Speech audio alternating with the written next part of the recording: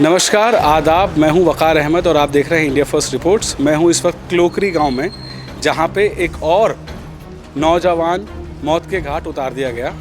नाम था आदिल, उम्र थी 22 साल और इसी घर में वो रहता था।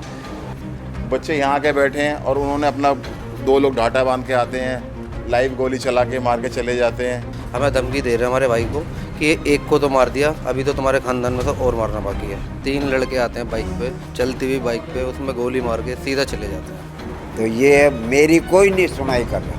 अच्छा, तो बेहतर है, मैं चाहता हूँ इंसाफ। जो 2 आदमी छोड़ रखे हैं उन्हें पकड़ो, उनसे बूझो किसके कराए से करा, किसके करने से करा। मैं इंसाफ चाहता हूँ। मुझे सुबह को 4 बजे फ़ोन के माध्यम से जानकारी हुई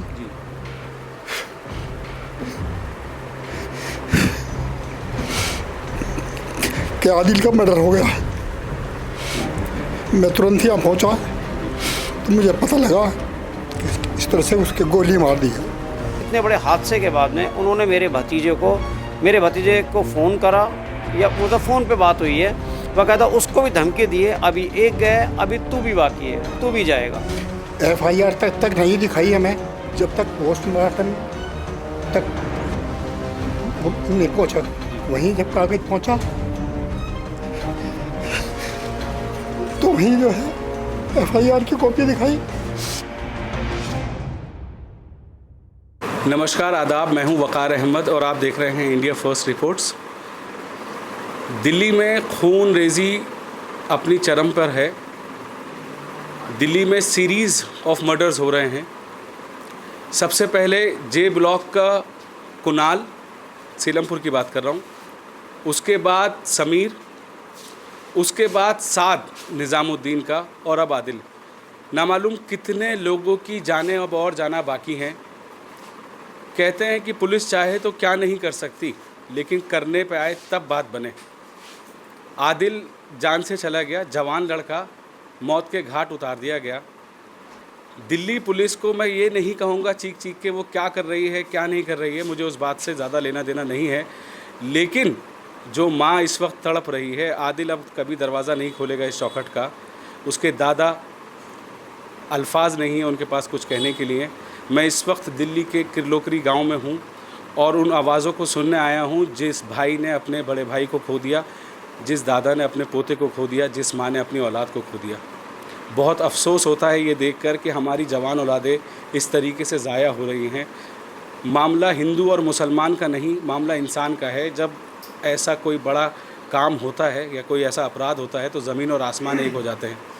उसके बावजूद भी देखने को यही मिलता है कि लोगों की बात सुनी नहीं जाती, लोगों से बात कही नहीं जाती। मेरे साथ इस वक्त आदिल के घरवाले मौजूद हैं, मेरे साथ आदिल के ताया साहब मौजूद हैं। मैं उनसे ज़्यादा अल्फाजों में बात नहीं कर पाऊँगा, मगर मैं उनसे उनकी बात जानना चाहता हूँ कि आखिर वो कहना क्या चाहते हैं, समाज से, मुझसे, आपसे, पुलिस आपसे भी। जी बताइए। मेरा नाम मोहम्मद इकबाल है और मैं आदिल का ताया हूँ। मेन चीज़ क्या है कि जो हम थाने गए थे, थाने जाने के बाद में हमने 2 नाम और लिखवाए थे। तो पुलिस ने क्या करा, हमसे बोला कि हमने वो 2 बंदे पकड़ लिए हैं और 3 बंदे हम पकड़ने जा रहे हैं। उसके बाद बोलते हमने सबको पकड़ लिया है और 2 बंदे खुद उन लोगों ने जाकर सरेंडर किया था और उसके बाद में पुलिस ने उनको छोड़ दिया। जो इंसान खुद अगर वो मुजरिम नहीं है तो थाने क्यों गया, और जाने के बाद में फिर पुलिस ने उनको क्यों छोड़ा। और हम जब FIR हमारे सामने कुछ और बोली गई और बाद में FIR उन्होंने कुछ और लिखी, और लेने के मेन चीज़ 2 जिस नाम को काटा गया वो नाम किसकी, मतलब उनके ऊपर। और पहली बात तो ये है जिसमें 3 नाम जो आ रहे हैं वो भले ही उनके आधार कार्ड में एक रिहान नाम आ रहा है, एक फैसल जो भी नाम है, मतलब मुस्लिम नाम आ रहे हैं। एक क्यों वो मुस्लिम नाम आ रहे हैं, उनके साथ में ये क्यों नहीं लिखा जाता कि मतलब पूरा नाम लिख के उसके बाप का नाम लिख के कि फला जाति का है। ये ऐसे लग के कि हिंदू मुसलमान से मुसलमान ने मारा उसका, क्योंकि इसके अंदर जो है रिहान नाम है वो एक वाल्मीकि समाज से है और दूसरे एक और लड़के हैं, एक जाटो समाज से है इसमें। मतलब इसके अंदर कोई भी मुस्लिम नहीं है और नाम इसके अंदर मुस्लिम दिखा रखे हैं। तो आप बेसिकली ये कहना चाहते हैं कि जो पुलिस कार्रवाई कर रही है, जो डॉक्यूमेंट्स वो तैयार कर रही है, उसमें जो लिखा है, नाम लिखे जा रहे हैं, वो ओरिजिनल नहीं है, ऐसा आपको डाउट हो रहा है? जी हाँ, भले ही उनके सुनने में यह आया कि कल उन्होंने आधार कार्ड दिखाया, आधार कार्ड के अंदर रिहान नाम ही है उस लड़के का, लेकिन उसके बाप का नाम क्लियरली मतलब दिखा देगा वाल्मीकि है वो, लेकिन पूरा प्रॉपर बताया जाए क्या है क्या नहीं। और जो लड़के छोड़ दिए गए, इसमें एक अनिल नाम का लड़का था, एक गोलू नाम का लड़का था। उनको पुलिस ने छोड़ा क्यों, ये समझ में नहीं आया कि इसको छोड़ने की वजह क्या थी, क्या प्रेशर था, कौन सी राजनीति क्या नाम है चली जा रही है, या कौन सा उनको प्रेशर था पुलिस के ऊपर, या क्या नाम है किसी एमएलए का या काउंसलर का, किसी का भी किसका प्रेशर था जो पुलिस इतनी डरी हुई थी कि उनको छोड़ना पड़ा। क्या वजह थी, पुलिस इतनी डर कैसे हो सकती है, और पुलिस चाहे तो कुछ भी कर सकती है। मिनटों के अंदर उन्होंने खुद बकौल पुलिस की ज़ुबानी है कि उन्होंने 1 घंटे के अंदर अंदर उन्होंने तीनों मुजरिम को पकड़ लिया। और बाकायदा मुजरिम इतना बड़ा काम करने के बाद में अपने घरों पे जाके सो रहे थे, बकौल पुलिस की ज़ुबानी। पुलिस ने खुद कहा हमने सोते हुए उठाया। जो 3 बजे पौने 3 बजे इतना बड़ा हादसा करने के बाद में वो इंसान, कोई भी मुजरिम अगर घर में जाके सो रहा है तो इसका मतलब कोई तो उसके ऊपर पावर है, जिस पावर के डरते होते हुए घर में बगैर डर के घर के अंदर सो रहा है। तो वो पावर कौन सी है ये पता चले। और पुलिस उन लड़कों के पास हथियार आया कहाँ से, और वो किसके कहने पे इन्होंने ये काम किया। और इतने बड़े हादसे के बाद में उन्होंने मेरे भतीजे को फ़ोन करा, या मतलब फ़ोन पे बात हुई है, बाकायदा उसको भी धमकी दी है, अभी एक गए, अभी तू भी बाकी है, तू भी जाएगा, तुझे भी मारेंगे। किसको धमकी दी उन्होंने मेरे भतीजे मैं शोएब को धमकी दी है बाकायदा फ़ोन पर कि भाई हम तुझे भी मार देंगे। अभी तो आपने पुलिस को वो कॉल डिटेल्स सबमिट की? हमने पूरी रिकॉर्डिंग भी पुलिस को दिखाई है, पूरी सुनाई है उनको। उसके बावजूद पुलिस ने उन लड़कों पे कोई कार्रवाई नहीं करी, उनको छोड़ दिया गया। उन्हीं लड़कों को पुलिस ने दूसरे दिन छोड़ दिया। क्यों छोड़ा ये समझ में नहीं आया, क्या वजह क्या है, पुलिस किस चीज़ से डरती है, या कौन सी ऐसी पावर है जो पुलिस इतना सहमी हुई है इन लोगों को लेके। ठीक है, तो बेसिकली आपने सुना आदिल के ताया को, उनका कहना है कि पुलिस प्रेशर में काम कर रही है, पुलिस का खुल के काम नहीं कर रही। और ये पूरा मामला मुझे ऐसा लगता है कि कम्युनिकेशन गैप का है। पुलिस इनको ठीक से बताए कि जिसकी जान जिसने ली है वो आखिर कौन है, क्या उसका बैकग्राउंड है, और कितने लोग उन्होंने इसमें इन्वॉल्व किए, कितने लोगों को छोड़ दिया। ये जानना हमारे लिए, आपके लिए, लोगों के लिए बहुत ज़रूरी है, ख़ास तौर के उसके परिवार के लिए बहुत ज़रूरी है। तो इस वक्त मेरे साथ आदिल के दादा हैं, जो बोलने की कंडीशन में तो नहीं है, लेकिन मुझे बात करनी पड़ेगी। ये बात आप तक पहुंचाना बहुत ज़रूरी है कि एक बुज़ुर्ग जब अपने हाथ से अपने पोते को कब्र में लिटा के आता है तो उस पर क्या गुजरती है। और मुझे लगता है कि दिल्ली पुलिस को इस बात को समझते हुए थोड़ी सहानुभूति दिखानी चाहिए, थोड़ा सॉफ्ट कॉर्नर दिखाना चाहिए, कम्युनिकेशन करना चाहिए कि वो आखिर करने क्या वाली है। आपका नाम बताइएगा? अब्दुल अजीज़ मेरा नाम है। मैं इंसाफ चाहता हूँ। अजीज़ साहब, मैं आपसे जानना चाहता हूं कि आप आदिल की पूरी कहानी शुरू से लेकर अभी तक जितनी आपको पता है ना, पूरी मुझे ज़रा तफसील से बताएं। इनकी पिछली कहानी 2 महीने की चली आ रही है। वो किसी किराएदार है मारने को आए थे, मेरे बच्चों ने रोक दिए थे, तो वो 2 महीने के बाद में इन्होंने ये खुनस निकाली है। मेरा पोता घर से बुलाया टेलीफोन करके और फिर उसकी जान ले ली। तो मैं ये है, मुझे इंसाफ चाहिए और कुछ नहीं चाहिए। आपको क्या लग रहा है कि पुलिस से आप संतुष्ट हैं जो काम हो रहा है? पुलिस मेरा काम नहीं कर रही है, पुलिस दूसरों का काम कर रही है। जो पकड़े हैं वो छोड़ दिए, वो छोड़ दिए। क्यों पकड़े थे, क्यों छोड़ दिए? फिर जाकर सो गया वो, घर से उठा के लाए। तो ये मेरी कोई नहीं सुनाई कर रहा। अच्छा, तो बेहतर है, मैं चाहता हूँ इंसाफ। जो 2 आदमी छोड़ रखे हैं उन्हें पकड़ो, उनसे पूछो किसके कराए से करा, किसके करने से करा। ये मैं चाहता हूँ, बस ज़्यादा कुछ नहीं कहना चाहता। 2 लोगों से मैंने अभी तक बात की है, दोनों का यही कहना है कि ना उनकी बात कही जा रही है, ना उनकी बात सुनी जा रही है। आखिर हो क्या रहा है? मुझे ये समझ नहीं आ रहा कि दिल्ली पुलिस के इतने बड़े बड़े हुक्मरान जो बैठे हैं, बड़ी बड़ी कुर्सियों पर बैठे हैं, क्या उन्होंने कोई प्रोसेस नहीं बनाया ऐसा? क्या ये जो शांति, सेवा, न्याय वाली बातें जो पोस्टरों पे लिखी जाती हैं, सोशल मीडिया पे इतनी ज़्यादा अपने आप को हाइप बनाया जाता है कि हम लोगों के लिए हैं, जनता के लिए हैं, ज़मीनी स्तर पर इसकी हकीकत आखिर है क्या? क्या वाकई में जो पोस्टर्स में लिखा जाता है कि हम लोगों के लिए हैं, तो क्या लोगों की वो बातें सुनी जाती हैं? आइए मैं अब बात करता हूँ आदिल के भाई से और जानना चाहूँगा उसके क्या नज़रिया है, उसके साथ क्या गुजर रही है और पुलिस के लिए उसको क्या उसका सवाल है। आफ्ताब मुझे बताइए उस दिन हुआ क्या था, पूरी बात ज़रा मुझे तफसील से बताइए। उस दिन ये रात को करीबन 1:30 से 2 बजे करीब अपना खाना खा के यहाँ पार्किंग में, हमारी पार्किंग है, यहाँ पे अपना आया हुआ था। बाइक खड़ी हुई थी आगे 10-20 कदम पे स्कूल के पास। तो वो वहाँ से बाइक लेने गया है। 3 लड़के आते हैं बाइक पे, चलती हुई बाइक पे, उसमें गोली मार के सीधा चले जाते हैं। गांव के किलोकरी गांव में कुछ 2 शख्स रहते हैं, अनिल और गोपाल, ये दोनों सगे भाई हैं। इनकी हमारे किराएदार से लड़ाई हो गई थी।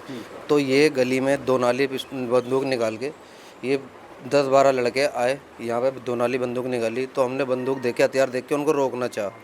उन्होंने हमने रोका, थोड़ी हाथापाई हुई, उनको हमने वापस भेज दिया। तो उस चीज़ का बदला ये निकाला इन्होंने परसों, जिस दिन हमारे भाई की गोली मारी है।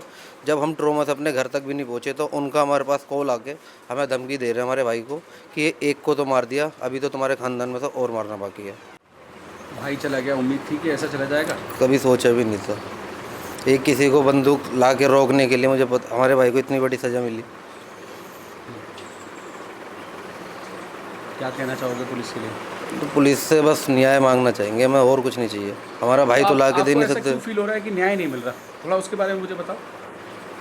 पर न्याय जो हमने अपनी पहले एफआईआर दर्ज कराई, हमें वहाँ पढ़ाया कुछ और गया, ठीक है, हमारे पक्ष में पढ़ाया गया कि ये चीज़ लिखी। जब हमने उसकी पीडीएफ ओरिजिनल फाइल मिली तो वो लिखा हुआ कुछ और था। जो हमने नाम बताए वो हमें नाम उसमें नहीं मिले। 2 शख्स के और जो नाम लिखवाए वो उसमें ऐड नहीं मिले। आपकी वालदा की क्या कंडीशन है सर? वो तो बिल्कुल आप समझ सकते हैं ऐसे हालात में नहीं है, वो अपने होश में ही नहीं है बिल्कुल भी। वालिद साहब की क्या कंडीशन? वो भी बिल्कुल नहीं, कोई इस टाइम पे होश में नहीं है। और उसके बावजूद भी हम पुलिस से बस इतना पूछना चाह रहे थे कि आप इन्हें एक बार हमें दिखा दीजिए, जो आपने पकड़े हैं ये वही हैं। पुलिस हमसे बार बार कह रही है। आपने शिनाख्त भी नहीं किया? नहीं, शिनाख्त करने के लिए भी नहीं कुछ भी नहीं, बस वो कि हमने 5 को पकड़ लिया है, शांति बनाए रखे। हमने शांति तो हम जब बनाएंगे, आप हमें एक बार दिखा तो दीजिए कि ये 5 जो आपने पकड़े हैं वही हैं या कोई, हम नहीं चाहते ना इसमें कोई बेगुनाह फंसे। और जो 3 लोग अरेस्ट किए उनमें आपको लगता है कि आप सेटिस्फाई हैं उन 3? नहीं, हमें दिखाया भी नहीं अभी तक उनका कि ये है, हमें पता ही नहीं अभी कौन है, कौन पकड़े गए हैं, क्या पकड़ा पता नहीं कौन पकड़ा गया, ना हमें बताया ना कुछ दिखाया। आफ्ताब की बात सुन के मुझे महसूस होता है कि जब कोई एक्यूज़ पकड़ा जाए पुलिस को, एटलीस्ट विक्टिम साइड से कुछ लोगों को, घर के बड़ों को बुला के बताया जाए कि हमने आपके मुजरिम को पकड़ा है जिसने आपके बेटे की जान ली है, हम उसकी इन्वेस्टिगेशन कर रहे हैं, हमने ये 3 लोग गिरफ्तार किए हैं, हमें इन पे शक है, कंफर्म है, या जो भी है।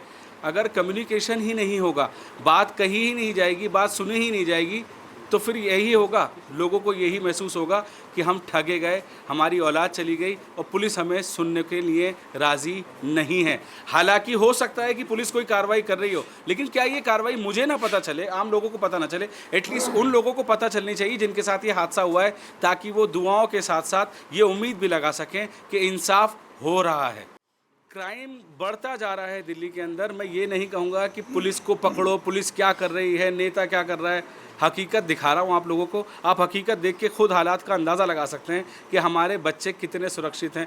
जिन इस कॉलोनी को देखेंगे अगर आप, मैं भी आपको दिखाऊंगा, कॉलोनी काफ़ी पॉश है, इतनी ज़्यादा कोई क्रिमिनल एक्टिविटी वाला मोहल्ला लगता नहीं है, लेकिन यहाँ पे मर्डर हो जाना अपने आप में सवालिया निशान पैदा करता है। मेरे साथ आदिल के नाना साहब मौजूद हैं, मैं आपसे उनसे आप बात करूंगा, वो बताएंगे आप बीती अपनी कि आखिर उस रोज़ क्या हुआ और नवासे को खोने के बाद उनको क्या महसूस हो रहा है। नाना साहब बताइए। मेरा नाम इमामुद्दीन है, मसूरी गाज़ियाबाद का रहने वाला हूँ। मुझे सुबह को 4 बजे फ़ोन के माध्यम से जानकारी हुई जी।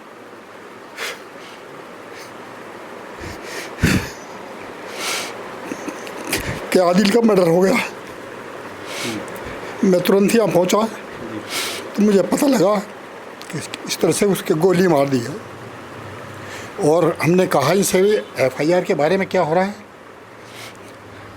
कि करवा रहे हैं, सही काम चल रहा है। एफआईआर तक नहीं दिखाई हमें जब तक पोस्टमार्टम तक नहीं पहुँचा। वहीं जब कागज पहुँचा तो वहीं जो है एफआईआर की कॉपी दिखाई, तो उसमें ठीक है रंजिश है, मैं मानता हूँ रंजिश थी, लेकिन उसमें एफआईआर में ये नहीं खोला जाता कि ये वहाँ पहले चले गए, उससे मिलने चले गए। अगर वो उससे चले गए, वहाँ कहीं लड़ने भी चले गए, वो एफआईआर में दिखाया, तो उसका ये नहीं है कि तुम आके मर्डर कर दोगे उसका। या पुलिस एफआईआर में इस तरह के तुम तफसीस में लिखो रंजिश है, ये तो आप तफसील में लिखेंगे ना, या एफआईआर में भी उसको दर्ज करेंगे। उन्होंने एफआईआर में उसमें वो दर्ज किया है।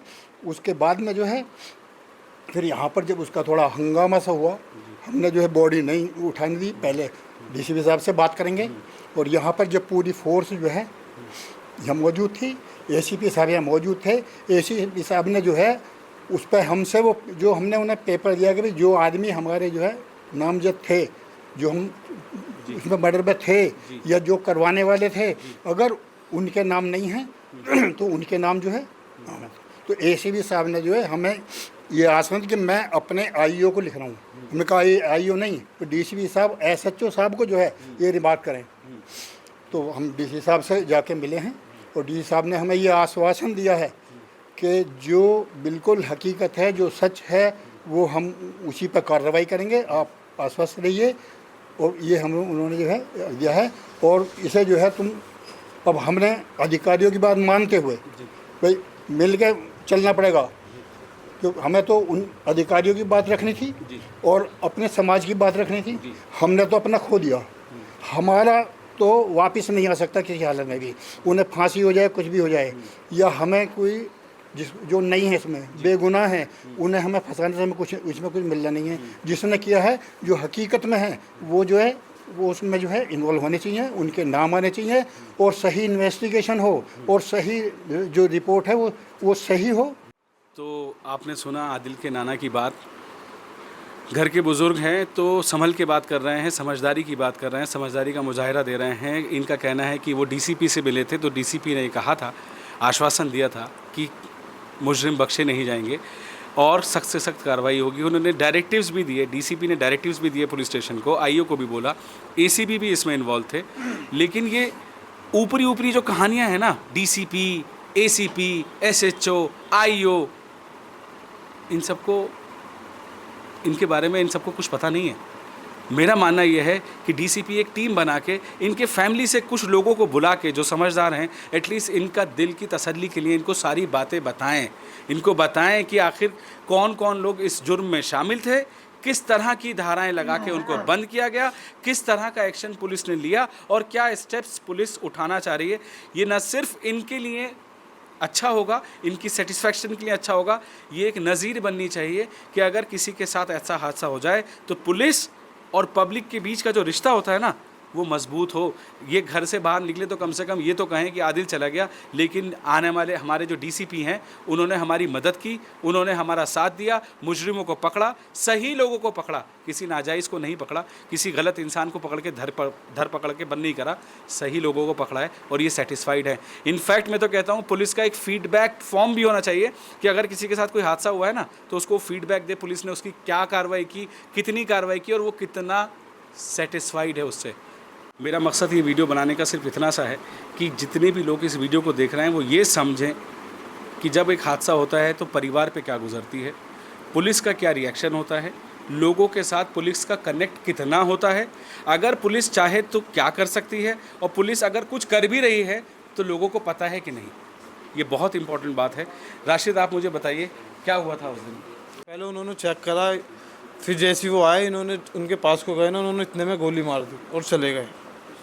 हमने कंप्लेंट भी करवाई उनकी, लोगों को पकड़ा गया और जिनको पकड़ा गया, जिनको छोड़ दिया, हमने उनकी भी कंप्लेंट नहीं करवाई थी। वो खुद थाने के अंदर गए, खुद पकड़े गए वो, और पुलिस वाले उनको पेप्सी पिला रहे हैं अंदर बिठा के, बाकायदा कुर्सियों पे उनको बिठा रखा है, पानी पिला रहे हैं, पेप्सी पिला रहे हैं। और ना हमने बहुत कोशिश करी चेहरे दिखाओ, ना हमको चेहरे दिखाए। आप लोग एसएचओ से मिले थे जाके? हमको सर अंदर भी नहीं जाने दिया उन्होंने, आपको अंदर भी नहीं जाने दिया? हमने को अंदर ही नहीं जाने दिया। हम वो भाई तड़पता रहा, उसको लेकर गए, यहाँ पे हॉस्पिटल है हमारे यहाँ पे, तीनों ने भेज दिया उसको कि हमसे चेक नहीं होगा, आप जीवन में जाओ। जीवन वालों ने एम्स में भेज दिया, उसने पहुँचते वहाँ पे दम तोड़ दिया। छोटा सा कट लग जाता है ना, उसका इलाज तभी हो जाए तो ज़ख्म जो है पकता नहीं है, लाइलाज नहीं होता। काश जिस वक्त ये छोटा झगड़ा हुआ था उसी टाइम इन्वेस्टिगेशन ऑफिसर जो दिल्ली पुलिस से असाइन होता है, या 100 नंबर की कॉल जब पुलिस को बुला के करा जाता है, उसी टाइम पे अगर पुलिस एक्शन ले ले और गिरेबान पकड़ के उनको थाने तक ले जाके 2 डंडे लगा दे तो आज शायद आदिल जिंदा होता, मरता नहीं। लेकिन पुलिस की ढील या कह लीजिए लापरवाही या कह लीजिए मामले की बारीकी को ना समझने का रिज़ल्ट है कि आज आदिल चला गया। आदिल मुसलमान है, हिंदू है, सिख है, ईसाई है, मुझे इस बात से मतलब नहीं है। एक जान चली गई। सोच सकते हैं कि एक परिवार का जीता जागता इंसान जो बाहर खेल रहा था, कूद रहा था, चला गया दुनिया छोड़ के। उठा के तुम वहीं थे? जी मैं वहीं पे मौका था। वारदात में मौजूद थे? उसको उठा के जल्दी से मैं हॉस्पिटल लेके गया। हॉस्पिटल वालों ने मना कर दिया कि हम नहीं लेंगे। फिर वहाँ से मैं एम्स लेके भागा बस। फिर वहाँ जाके अंदर लेके गए। फिर वहाँ पे वो इंतकाल कर गया था। फिर जब वहाँ से वापसी में आए तो उस लड़के का फ़ोन आया, बोल रहा था कि अभी तो तेरा एक मारा, अभी तो तेरे जी मुझे अभी दिखा सकते हो कॉल डिटेल? जी अभी उसने बोला, मेरे को बोला अभी तो तेरा एक गया, अभी तेरे और जाएंगे। फिर उसके बाद वो मेरी कंप्लेंट लिखवाने चला गया थाने में कि मेरे को ऐसे ऐसे धमकी दे रहा है। किसी के साथ कोई हादसा हो जाता है तो फरिश्तों की कमी नहीं होती। ऐसे ही एक आदमी बबलू, जिसको बबलू कहते हैं, इस गांव के लीडर भी हैं, मददगार भी हैं, सोशल वर्कर भी हैं। तो मैं उनसे बात करता हूं क्योंकि ये बहुत विस्तार से बता सकते हैं और इनको डिटेल के बारे में पता है। तो मैं बबलू से बात करूंगा। बबलू, बताइए क्या हुआ था उस वक्त, आपने क्या किया था? आप ये लगाइए कि उन्होंने अपने अंदर क्या पैदा कर लिया, इन बच्चों को पता भी नहीं था। और ये परसों की रात की बात है, बच्चे बाहर थे और जब वापस आए वो इनको फॉलो अप कर रहे हैं लगातार काफ़ी टाइम से। बच्चे यहाँ आके बैठे हैं और उन्होंने अपना 2 लोग ढाटा बांध के आते हैं, लाइव गोली चला के मार के चले जाते हैं और कंप्लेंट होती है। ना कानूनी व्यवस्था पूरी तरीके से मिल पाती है पीड़ित परिवार को। और आप ये देखिए, ना मेडिकल सुविधाएं हमारी जीरो हैं। मेरा ये भी कहना है कि आप ये देखिए कि दिल्ली में जब गृह मंत्री जी ने, देश के गृह मंत्री रक्षा, उन्होंने पुलिस को लगातार मीटिंगें चल रही हैं दिल्ली के मुख्यमंत्री रेखा गुप्ता जी के साथ में, और ये कहते हैं कि दिल्ली के अंदर कानून व्यवस्था को बहुत मजबूत करा जाएगा और हर इस इंसान को मदद मिली जाएगी, अपराध मुक्त दिल्ली बना देंगे। ऐसा तो कुछ लगता नहीं है मेरे को, क्योंकि लगातार मैं कई सालों से सोशल वर्क का काम करता हूँ और देखता हूँ कि कुछ लोग, ऐसी बात नहीं है, दिल्ली पुलिस के अंदर बहुत से लोग भी हैं जो मददगार भी हैं, लेकिन दिल्ली पुलिस अब किन दबावों के अंदर काम नहीं कर रही। वो राजनीतिक दबाव भी हो सकते हैं, वो दबाव कानून के नहीं। तो कानून तो ये लिखा होता है कि सदैव तात्पर्य आपके साथ, ना सदैव दिखाई दिया, ना तात्पर्य दिखाई दिया, ना साथ दिखाई दिए। किसी की बात कही नहीं जाती, किसी की बात सुनी नहीं जाती, अपने ही कलम से चलता रहता है यहाँ का कानून। और अगर लोगों को ये पता ही नहीं चलेगा कि कानून अपनी कलम में क्या कलमबंद कर रहा है, तो फिर सिस्टम में कुछ गड़बड़ है। मैंने जब लोगों से बात की यहाँ पे, उसके घर वालों ने यही बताया कि मारने वाले भी पता है कौन है और हादसा पुलिस को भी पता है क्या था। लेकिन जो बातों का सारी लब्बो लुआब है वो यही है कि पुलिस के साथ इनका संवाद क्लियर नहीं है। पुलिस क्या कर रही है, हो सकता है पुलिस एक्शन ले रही हो सकता है पुलिस कार्रवाई कर रही हो, लेकिन घर वालों के साथ पुलिस का कोई कम्युनिकेशन नहीं है, ज़ीरो है। इसलिए वो क्लूलेस हैं, उनको पता ही नहीं है कि पुलिस कार्रवाई कर क्या रही है। सच्चाई ये है कि इतनी बड़ी बड़ी बातें हम लोग करते हैं, दिल्ली पुलिस इतने बड़े बड़े मुहिम चलाती है, कैंपेन चलाती है कि पुलिस पब्लिक के साथ है, लेकिन जब ज़मीन पर पता लगता है कि पब्लिक के साथ पुलिस कितनी है। बड़े अफसरान ज़रूर इन लोगों से बात की होगी उन्होंने और आगे भी करेंगे, लेकिन मुझे लगता है कि पुलिस का भी फीडबैक पॉइंट, रिकॉर्ड्स बनने चाहिए जिसमें जिनके साथ हादसा हुआ है वो अपने मुंह से बता सकें कि पुलिस ने उनके लिए कितनी कार्रवाई की, कैसी कार्रवाई की और वो कितने सेटिस्फाइड हैं, ताकि और किसी आदिल की जान ना जाए, किसी और समीर की जान ना जाए, किसी और कुणाल की जान ना जाए, किसी और साथ की जान ना जाए। दिल्ली में बढ़ते हुए क्राइम के ऊपर एक और वीडियो मैं बना रहा हूं ताकि आप लोगों को ये पता चले कि जब सिस्टम लचर होता है तो मर्डर ऐसे ही होते हैं। कैमरामैन मोहम्मद इकबाल के साथ वकार अहमद, इंडिया फर्स्ट रिपोर्ट्स के लिए।